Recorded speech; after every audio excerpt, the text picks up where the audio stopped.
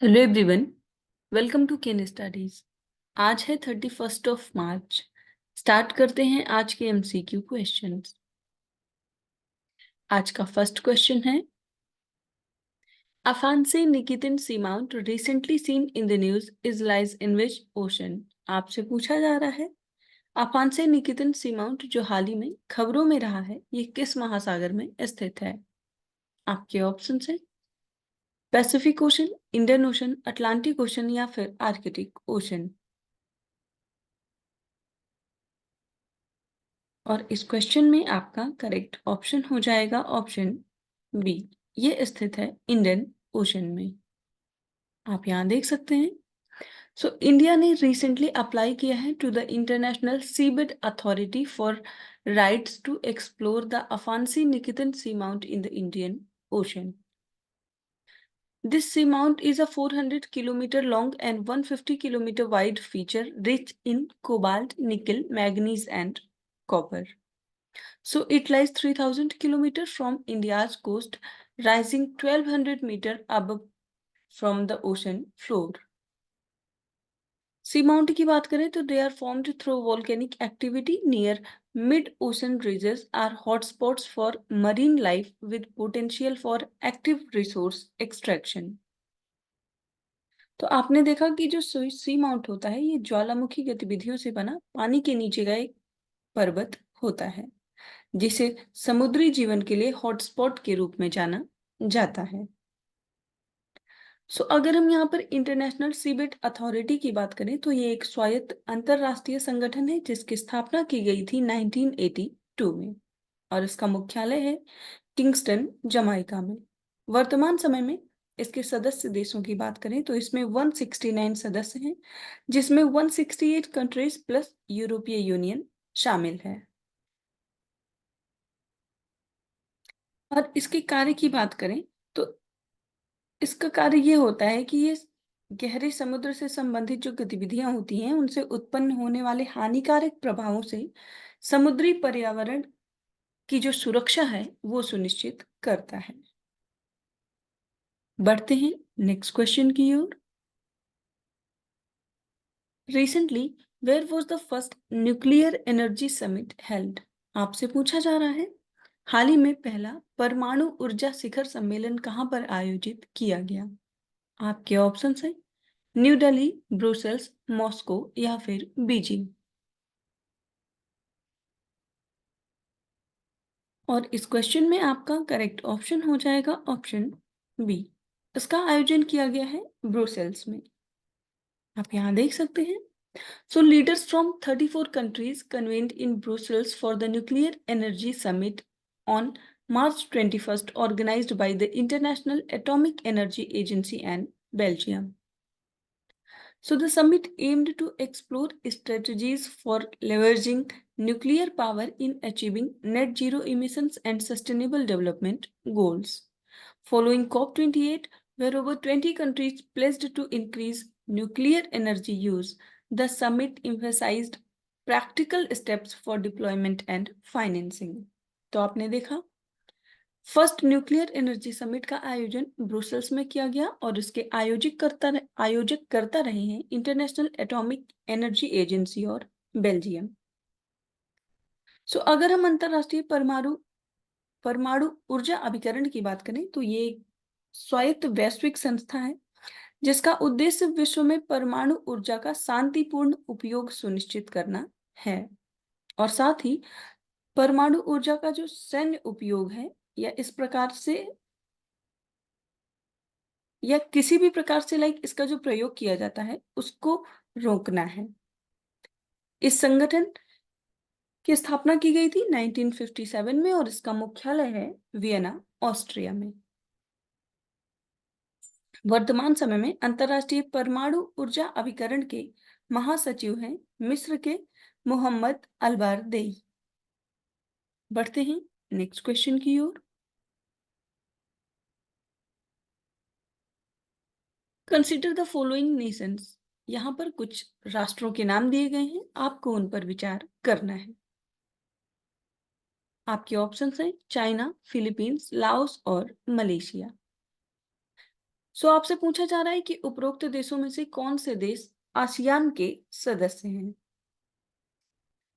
और इस क्वेश्चन में आपका करेक्ट ऑप्शन हो जाएगा ऑप्शन बी। जो यहाँ पर आसियान की मेंबर कंट्रीज है वो है फिलीपींस, लाओस और मलेशिया। चाइना उसका भाग नहीं है। आप यहाँ देख सकते हैं। So the Association of Southeast Asian Nations is a regional organization which was established to promote political and social stability amid rising tensions among the Asia Pacific post-colonial states. So ये जो दक्षिणी पूर्व के देश हैं उनका एक संगठन है और इस संगठन का मोटो है one vision, one identity and one community. ASEAN का जो सचिवालय है वो इंडोनेशिया के जकार्ता में है। इसको स्टैब्लिश किया गया था 1967 में with the signing off the ASEAN declaration, या जिसको बैंकॉक डिक्लेरेशन भी कहा जाता है। और इसकी स्थापना के समय इसके फाउंडिंग मेंबर्स केवल 5 रहे हैं, जिनमें हैं इंडोनेशिया, मलेशिया, फिलीपींस, सिंगापुर और थाईलैंड। वर्तमान समय में आसियान में 10 देश शामिल हैं, जिनमें हैं Myanmar, Thailand, Cambodia, Singapore, Indonesia, then Laos, Philippines, Vietnam, Malaysia and Brunei. बढ़ते हैं नेक्स्ट क्वेश्चन की ओर। Recently which country hosted G20 second employment working group meeting. आपसे पूछा जा रहा है हाल ही में किस देश ने G20 के दूसरे रोजगार कार्य समूह की बैठक की मेजबानी की है। आपके ऑप्शन हैं ब्राजील, चाइना, साउथ अफ्रीका या फिर इंडिया। और इस क्वेश्चन में आपका करेक्ट ऑप्शन हो जाएगा ऑप्शन ए। इसका आयोजन किया है ब्राजील ने। आप यहाँ देख सकते हैं the second employment working group meeting led by Brazil convened in Brasilia with India's participation and Miss Sumita Dora, Secretary of Labor and Employment, India, co-chairs alongside Brazil and South Africa. So the meeting's focuses include quality employment, just transition amidst digital transformations, technology's role in enhancing life quality and gender equity in workplaces. So इस वर्ष year 2024 में G20 की जो share country है वो है Brazil. इससे पहले 2023 में भारत ने इसकी अध्यक्षता की थी और नेक्स्ट ईयर 2025 में साउथ अफ्रीका के द्वारा G20 की अध्यक्षता की जाएगी। तो वर्तमान समय में G20 ट्रोइका में जो 3 देश शामिल हैं वो है इंडिया, ब्राजील और साउथ अफ्रीका। G20 की बात करें तो ये एक अंतर सरकारी मंच है जिसमें 19 देश प्लस अफ्रीकी संघ और यूरोपीय संघ शामिल हैं। ये विश्व अर्थव्यवस्था से संबंधित जो प्रमुख मुद्दे हैं जैसे अंतरराष्ट्रीय वित्तीय स्थिरता, जलवायु परिवर्तन, स्वास्थ्य, कृषि, ऊर्जा, पर्यावरण या भ्रष्टाचार विरोधी संबोधन होते हैं, उनके लिए ये कार्य करता है। इसकी स्थापना की गई थी 1999 में। बढ़ते हैं नेक्स्ट क्वेश्चन की ओर। According to the Food Waste Index Report 2024, the world wasted how much amount of the estimated produced globally in 2022? आपसे पूछा जा रहा है मार्च 2024 में जारी खाद्य अपशिष्ट सूचकांक रिपोर्ट 2024 के अनुसार दुनिया ने 2022 में वैश्विक स्तर पर उत्पादित भोजन का कितना हिस्सा बर्बाद किया है। आपके ऑप्शन हैं 12%, 15%, 19% या फिर 22%। और इस क्वेश्चन में आपका करेक्ट ऑप्शन हो जाएगा ऑप्शन सी। ये किया है अराउंड 19%। आप यहाँ देख सकते हैं। So the United Nations Environment Program released its Food Waste Index Report 2024, Think Eat Safe Tracking Progress to Halve Global Food Waste, which tracks countries' progress to halve food waste by 2030. तो यह report 2030 तक भोजन की बर्बादी को आधा करने की प्रतिबद्धता में देशों की प्रगति पर नजर रखती है। So, as per this report, the world wasted an estimated 19% of the food produced globally in 2022, or about 1.05 billion metric tons, which is equals to 132 kilograms per person, amounting to nearly 1/5 of the all available food. So, भोजन की बर्बादी अगर हम इतनी ज्यादा स्तर पे हो रही है तो इसको कम करने के उपाय भी अपनाने बहुत ज़रूरी हैं, जिनमें हम ये कर सकते हैं कि एक अपनी खाद्य योजना बनाएँ। इसके साथ ही भोजन का रचनात्मक रूप से प्रयोग करें। उनको अच्छी तरीके से संग्रहित करें, जिससे उनकी लाइफ़ और थोड़ा लंबी हो, वो जल्दी खराब ना हो। चीज़ों को खराब होने से पहले हम उसको एक दूसरे को दान भी दे सकते हैं या हेल्प कर सकते हैं। इसके साथ ही जो समय से पहले चीज़ों को हम फेंक देते हैं कि खराब होने वाला है और हमें मतलब समझ नहीं होती है कि जो समाप्ति तिथि है वो क्या है, तो उसको भी समझने की आवश्यकता होती है। बढ़ते हैं नेक्स्ट क्वेश्चन की ओर। President Draupadi Murmu presented the Bharat Ratna Award at Rashtrapati Bhavan. So this year, how many people have received the Bharat Ratna Awards? आपसे पूछा जा रहा है। राष्ट्रपति द्रौपदी मुर्मू ने इस वर्ष भारत रत्न पुरस्कार प्रदान किए हैं। आपको बताना है कि कितने लोगों को भारत रत्न पुरस्कार प्रदान किया गया है। आपके ऑप्शंस हैं 4, 6, 7 या फिर 5। और इस क्वेश्चन में आपका करेक्ट ऑप्शन हो जाएगा ऑप्शन डी। ये दिया गया है 5 लोगों को। आप यहाँ देख सकते हैं।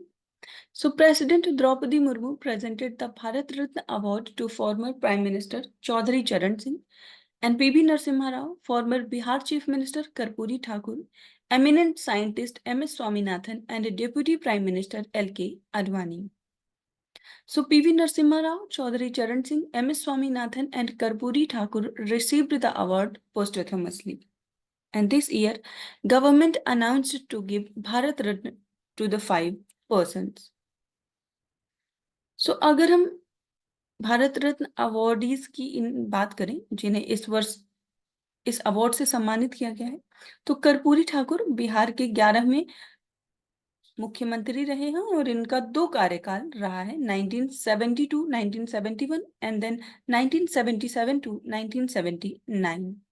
और इन्होंने राज्य सरकार की नौकरियों के लिए आरक्षण नीति भी शुरू की थी, जो सामाजिक, आर्थिक और समानता की दिशा में एक महत्वपूर्ण कदम था।